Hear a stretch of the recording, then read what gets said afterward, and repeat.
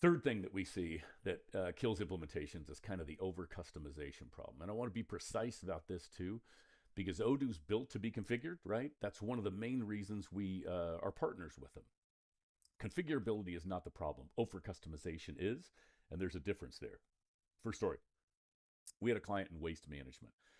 Complicated contracts and containers and dumpsters and pickup schedules and hazardous material. And by the time we finished building out that opportunity in Salesforce, it had 378 fields. 378. And when they complained about user adoption, it was like, who's going to fill out 378 fields? Nobody. It just got to be overwhelming.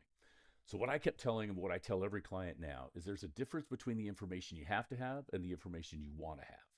Start with have to have, go live, and then the system will kind of help tell you what you want, because it turns out about a third of what you thought was important just isn't that before until you start using it. It didn't listen. It was not really usable.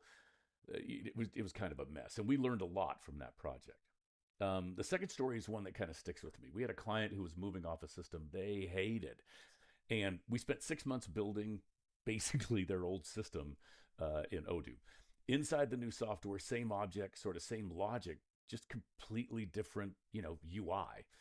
And we told them many times, but the pull to kind of do things the way you've always known how to do it is an incredibly strong kind of factor.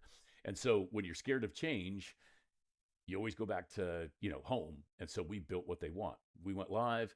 Within a few weeks, all the problems that they had had in that old system start to magically reappear like ghosts. Because we built the house on the same broken foundation, we had to spend the next 6 months undoing what we had spent 6 months, building. And that's where over customization really comes in. It's not adding too many fields, although that's part of it. It's using a new system to kind of preserve old thinking, right? And Odoo will absolutely do that, let you do that, if nobody's there to stop you. So what does good look like? What do the companies that get this right do differently?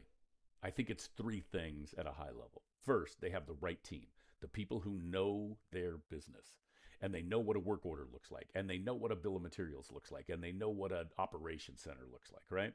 Somebody who understands the difference between made to order and made to stock and why it matters to your configuration. No generalists who read the requirements and hope for the best. The second thing is accounting, and I feel really strongly about this one because I've heard just horror stories.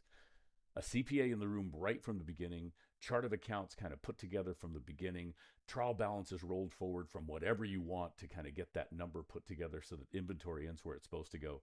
Adjusting entries tested before you go live, not phase two, not later, right from the start.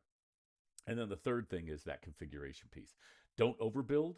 Odoo is flexible enough to fit your businesses without turning it into a customization trap. So the discipline to start with what you absolutely have to go live, and let the system show you what else you need as you put that together.